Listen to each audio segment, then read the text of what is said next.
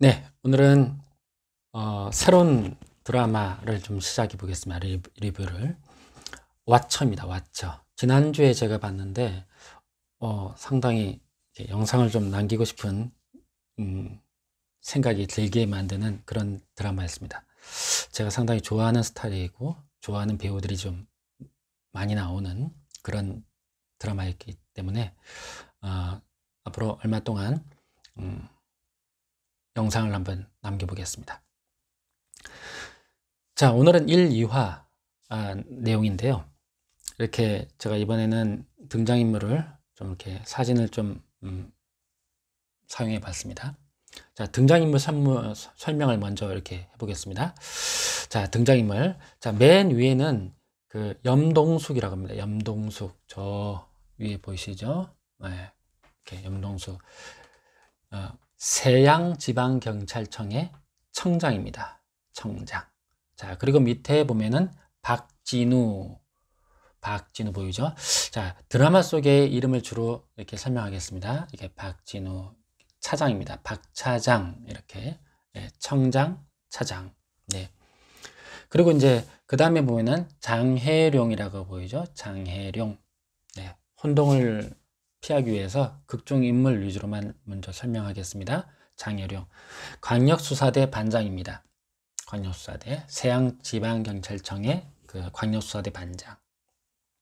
자, 그 밑에 이제 김강욱 형사라고도 있습니다. 이렇게. 자, 그리고 이제 그쪽에 교통계 순경 중에 교통계 경찰 중에 이렇게 김영군이라고 있습니다. 김영군. 예, 김영군. 네, 보이시죠? 네. 그리고 도치광이라고 있습니다. 한석규 배우가 맡은 도치광. 감찰 사반 반장입니다. 감찰 사반 반장. 자, 그리고 나서 옆에 보면은 여기 조수연 보이죠? 조수연. 네. 그 감찰 사반의 경찰입니다. 뭐 과학 수사 계통으로 그런 경찰입니다. 그리고 여기 보면 한태주 보이시죠? 한태주. 네. 변호사입니다. 변호사. 범죄인을 변호하는 범죄인 변호 전담 변호사라고 합니다. 자, 그리고 여기 또 등장인물 중에 CH토건의 김상준 회장이 있고 그 아들로 차은이라는 아들이 있어요.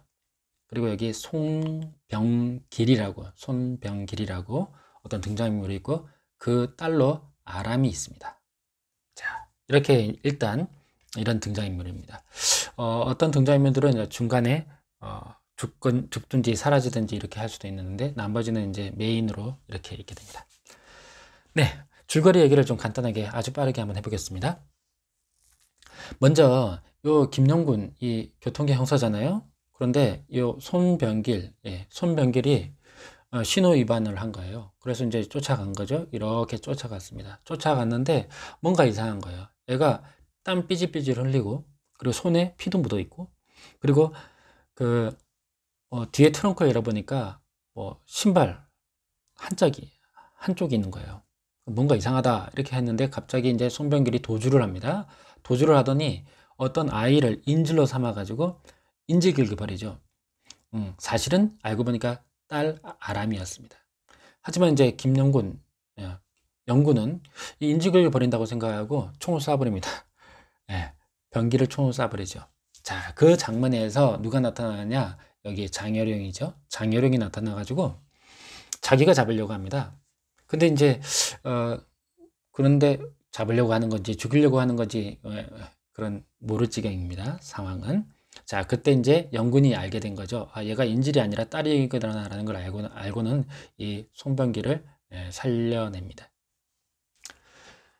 자, 그런 장면이 하나 딱 있었는데, 그러니까 교통 경찰이 신호 위반을 조사하다가 총을 쐈다 하니까 좀 소문이 났겠죠.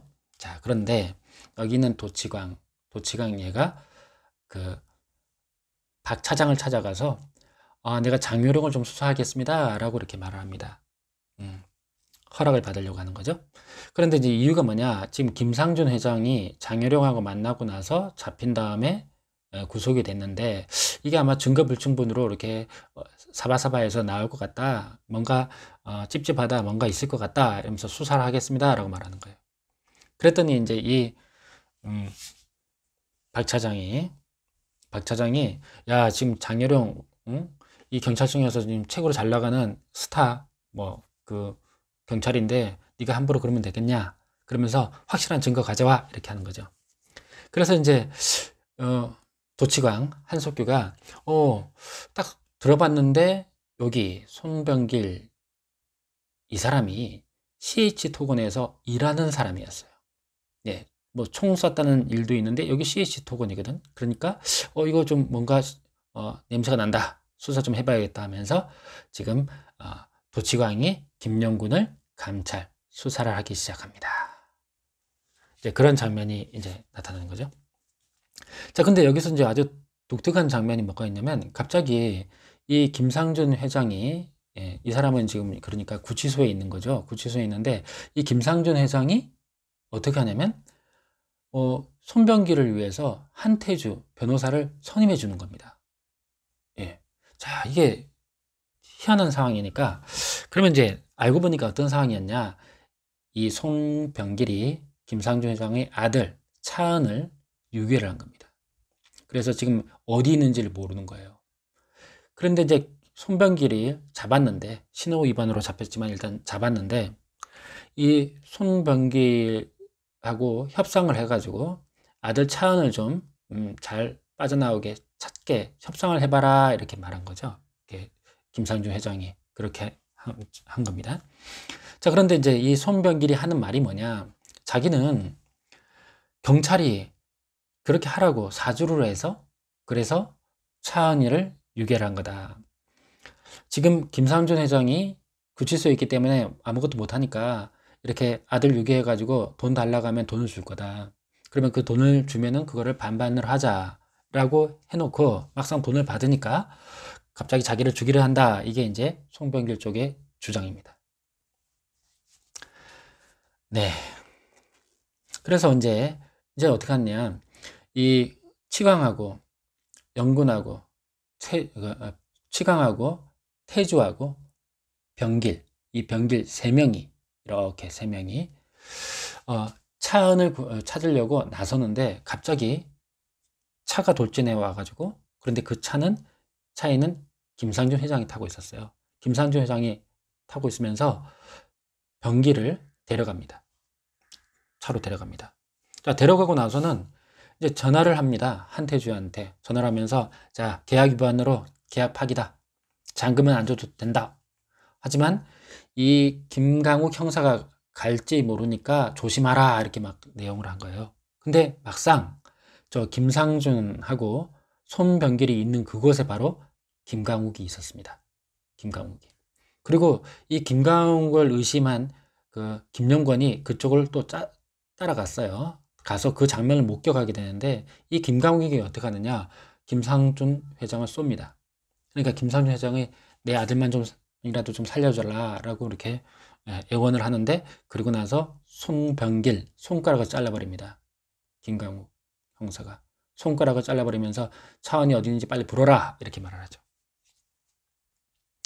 자, 그때 이제 그 전화를 통해 가지고 김강욱 형사가 한태주 변호사에게 뭐라고 말하냐면 내가 아는 경찰 선배 중에 이런 작업 같은 걸 할 때 꼭 이런 말 하는 선배가 있었는데 라고 하면서 말을 합니다. 그 말이 뭐냐, 인간다움은 어디서 올까요? 이런 말입니다. 인간다움은 어디서 올까요? 그리고 동물이랑 뭐가 다를까요? 이런 말을 하면서 작업, 안 좋은 일을 하는 그런 경찰 선배가 있다라는 말을 하는데, 그 말을 듣고 한태주가 깜짝 놀랍니다.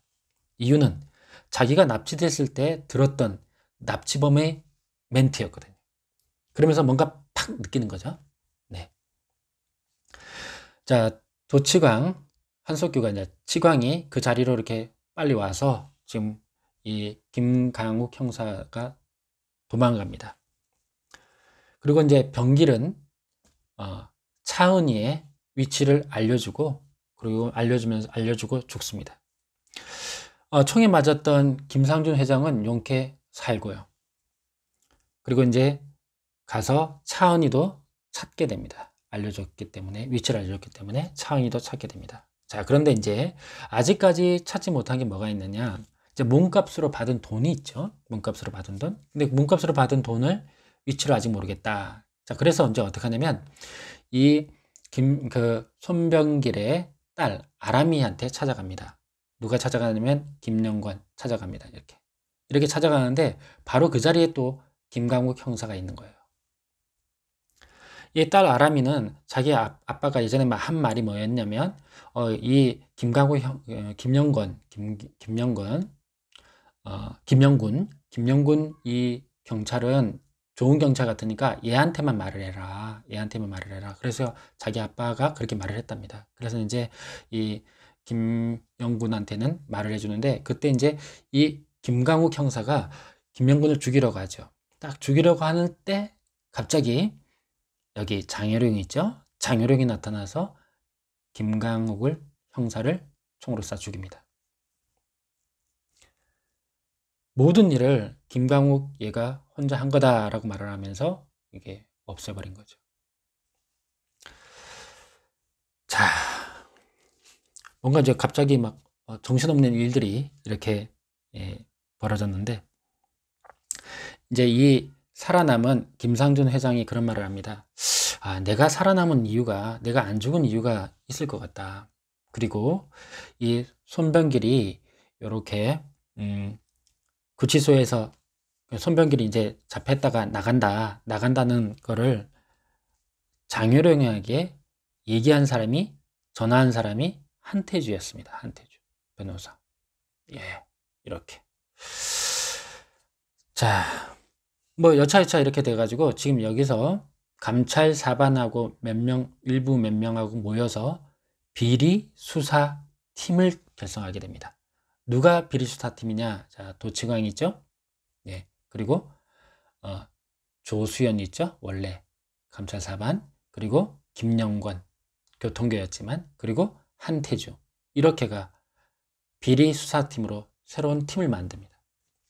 자, 그래서 이제 그 장면에서 이제 도치광이 이게 묻습니다. 한태주한테. 아니, 변호사님은 뭘 얻습니까? 이 팀을 만들어서. 그렇게 물으니까 이제 한태주가 자기 손가락을 반지를 옆에 서비면서 손가락을 보여줍니다. 여기 이제 잘려서 접합한 듯한 그런 상처가 보입니다. 아마도 이게 경찰에 의해서 자기가 납치됐을 때 손이 잘린 거 아닐까 이런 생각이 듭니다. 그러면서 이제 말을 하죠.